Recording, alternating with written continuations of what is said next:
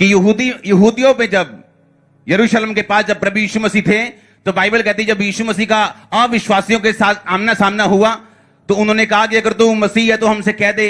यीशु मसीह ने कहा मैं और पिता एक हैं। उसके बाद उन्होंने पत्थरवाह करके यीशु मसीह को मारना चाहा और यीशु मसीह को वहां से भगाया। लिखा कुछ ही दिन बाद जब यीशु मसीह को मालूम हुआ कि लाजर बीमार है, वही लाजर जिससे मैं प्यार करता हूं, मेरा एक विश्वासी बीमार है, बाइबल कहती तब यीशु मसीह ने कहा आओ हम यहूदिया को फिर से चलें। चेलों ने कहा क्या तू वहीं जाना चाहता है? वो लोग तुझे अभी पत्थरवाह करके मारना चाहते थे। आर यू श्योर कि आप वहीं जाना चाहते हैं जहां वो आपको मारना चाहते थे? यीशु मसीह ने कहा हां मैं वहीं जाना चाहता हूं। और जो चेला था उसने कहा आओ हम उसके साथ मरने के लिए चलते हैं। मैं आपको एक क्वेश्चन करना चाहता हूं। जब यीशु मसीह ने कहा मैं वहीं जाना चाहता हूं, उसी जगह पर जहां पर उन्होंने मुझको पत्थरवाह किया था, आज एक हारा हुआ मसीही और एक जीता हुआ मसीही, उसमें एक ही फर्क है।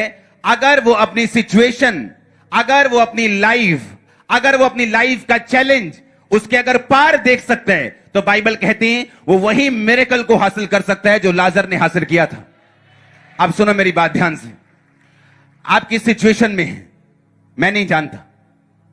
अपने पड़ोसी से बोलो तो किस सिचुएशन में है। पूछो अपने पड़ोसी से क्या सिचुएशन तुझे तंग कर रही है। अब सुनो मेरी बात ध्यान से। बाइबल कहती है जब यीशु मसीह ने कहा मैं वहीं जा रहा हूं, उसने कहा आर यू श्योर आप वहीं जा रहे हैं? उसने कहा हां मैं वहीं जा रहा हूं। तो चेला कहता चलो हम भी इसके साथ मरने के लिए चलते हैं। यानी जो थोमा था उसने परमेश्वर को टांच मारी, जैसे पंजाबी से कहते हैं मेणा देता, हिंदी में बोलते ताना मारा उसको, आओ हम इसके साथ मरने के लिए चलते हैं। क्योंकि ये तो लगता है कि थोड़ा सा यीशु मसीह को कुछ हो गया है, इसका दिमाग शायद ठिकाने नहीं, पता नहीं क्या है, तो ये तो वहां जा रहा है जहां इसको पत्थरवाह करके मारा जा रहा था। कहता आओ भी हम भी इसके साथ मरने के लिए चलते हैं। लेकिन वहां क्या था? वहां मौत नहीं थी, वहां चमत्कार उनका इंतजार कर रहा था। अब मेरी बात को ध्यान से समझना। बहुत से क्रिश्चियन जब अपनी लाइफ में जो सिचुएशन है उसके बियॉन्ड देखने के लिए जब उनकी आंखें बंद होती, हां क्या है आपकी सिचुएशन? क्या वो बीमारी है? क्या है आपकी सिचुएशन? क्या वो कर्जा है? क्या है आपकी प्रॉब्लम?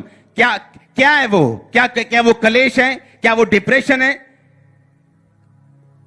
उससे आगे आपका छुटकारा आपका इंतजार कर रहा है। सुनो मेरी बात, सुनो कैसे।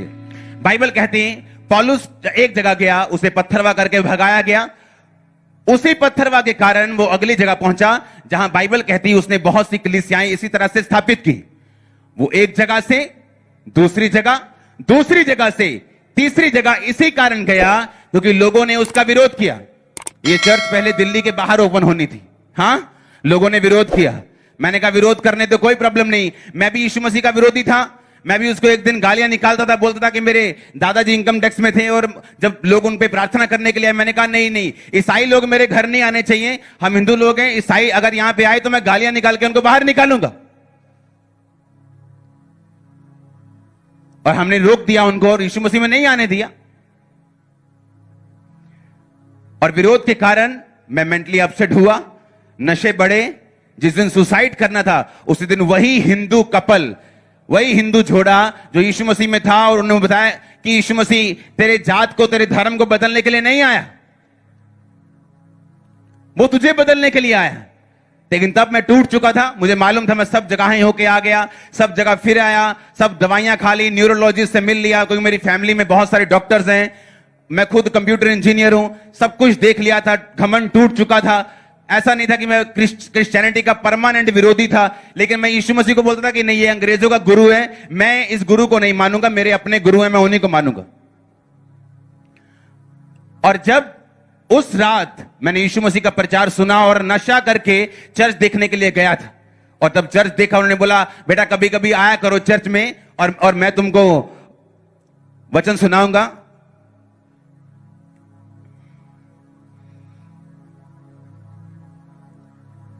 मैंने कहा ठीक है, और चर्च में गया, वचन सुना। आज मैं यहां खड़ा हूं बीमारियों से आजाद, नशों से आजाद, धर्म के बंधनों से आजाद।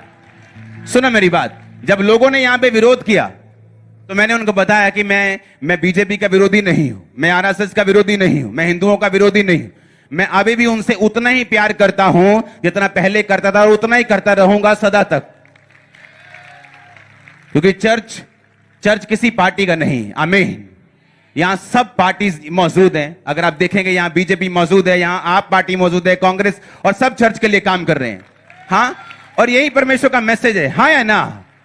हां, अगर मुझसे नफरत की जाती कि ये हिंदू है, ये मुझसे नफरत करता है, क्रिश्चियन लोगों को मारना चाहता है, तो आज मैं यहां ना खड़ा होता। और मैं आपको एक ही बात बताना चाहता हूं, एक लाइफ है जो आपकी सिचुएशन के परे खड़ी है। अगर आप उसे देख सकते हैं स्पिरिचुअली, आप फिर अपनी सिचुएशन को मौका नहीं देंगे कि वो आपको धोखा दे। आप मेरी बात समझ रहे कि नहीं? एक लाइफ है आपकी सिचुएशन के आगे जो आपका इंतजार कर रही। यीशु मसीह को यह चीज मालूम थी।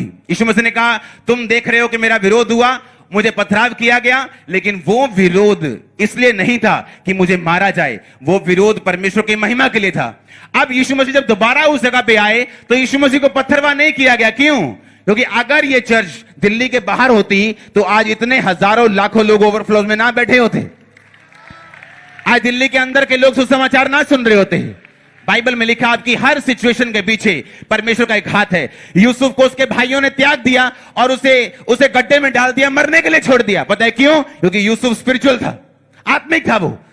वो दर्शन बताता है कि मुझे दर्शन आया है और मैंने देखा है कि तुम सब भाई मेरे आगे दंडवत करोगे, मैं ऐसे ऊंचा किया जाऊंगा। और बाइबल कहती है, इन्हीं दर्शनों के कारण, आत्मिक होने के कारण उसे गड्ढे में डाल के मरने के लिए छोड़ दिया गया। एक भाई ने बोला, छोड़ो, ऐसा मत करो, मारो मत इसे बेच दो। और बाइबल कहती है कुछ ही सिक्कों में उसे बेच दिया गया और वो मिस्र देश में जाके झाड़ू मारे, पोछे मारे उसने। क्यों? बाइबल कहती है परमेश्वर ने उसकी सिचुएशन को यूज किया। और क्या हुआ फिर? आने वाले टाइम में वो एक्स कैदी यूसुफ उस देश का प्राइम मिनिस्टर था। अगर आप बाइबल आपने ध्यान से पढ़ी हो तो। हां, सीधा एक्स कैदी से कहां पे? सीधा प्राइम मिनिस्टर। धीरे धीरे नहीं बढ़ा वो, धीरे धीरे हवलदार, फिर आगे फिर एएसआई, फिर इंस्पेक्टर, फिर डीएसपी, ऐसे नहीं, सीधा प्रधानमंत्री। क्यों? बाइबल कहती है उसने अपनी सिचुएशन को, अपनी लाइफ के दुखों को, कि मैं धर्मी होने के कारण पोछा मार रहा हूं, मैं धर्मी होने के कारण दुख व्यतीत कर रहा हूं, मैं यीशु मसीह को, यहोवा को अच्छी तरह से मानता हूं और दुखों में हूं। चलो यार छोड़ो, आओ हम गलत काम करते हैं। पोतीबर की पत्नी बोली, मेरे साथ सो जा। ठीक है, मैं भी इमोशनल डिस्टर्बेंस में हूं, ठीक है, कोई बात नहीं, मैं तैयार हूं पाप करने के लिए। लेकिन याद रखो, अगर आप अपनी लाइफ की सिचुएशन के आगे देख पाए तो आगे यीशु मसीह बाहें फैला के खड़ा आपको चमत्कार देने के लिए। मैंने कहा वो बाहें फैला के खड़ा आपको ऊंचा करने के लिए। आपका आमीन मुझे खंबरा वाला आमीन चाहिए। मैं आपको फिर बोलता हूं, क्या सिचुएशन है जिसको अभी आप फेस कर रहे हो? क्या वो गरीबी है? क्या वो बीमारी है? क्या वो दुख है? क्या वो अकेलापन है? तो यूसुफ से पूछो, अकेलापन उसने किस तरह से हैंडल किया होगा जब वो मिस्र देश में एक अकेला इजरायली वहां पे रहा। आप जानते, जब वो प्रधानमंत्री बना और उसके भाई उससे मिलने आए, क्योंकि उनके देश में अन्न खत्म हो गया, और जब वो अन्न लेने के लिए आए उन्हें मालूम नहीं था कि ये वही यूसुफ है। और जब यूसुफ ने बताया कि मैं यूसुफ हूं, कुछ देर ड्रामा करने के बाद तो उसने कहा, अब तुम दुखी मत होना, क्योंकि अगर तुम मुझे ना भेजते, ना बेचते, ना मेरा विरोध करते, ना मैं यहां पे आता, ना प्रधानमंत्री बनता और ना तुम लोग बचते। अपनी फैमिली का कभी विरोध मत करना जब वो आपका विरोध करे।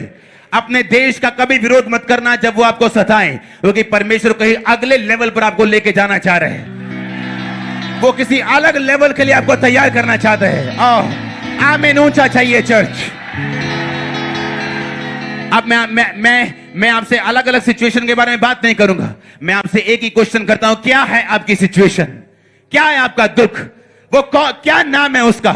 लेकिन याद रखो, अगर यीशु मसीह आपकी लाइफ में है तो उसके आगे देखो, उसके आगे यीशु मसीह दिखेंगे, उसके आगे मिरेकल दिखेगा, उसके आगे टेस्टिमनी दिखेगी। आमीन ऊंचा चाहिए चर्च। हालेलुया, जोर से बोलो हालेलुया।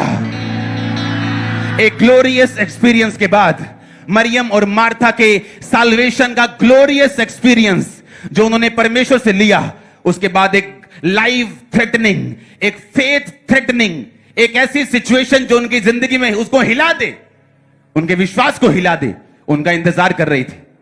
उनका भाई मर गया और ये एक चैलेंज था उन लोगों के लिए, ये एक चुनौती थी उन लोगों के लिए। आपकी चुनौती के आगे चमत्कार वेट कर रहे हैं। अड़े रहना और खड़े रहना, चट्टान की तरह खड़े रहना विश्वास में। और आपका आमीन ऊंचा चाहिए चर्च। हालेलुया।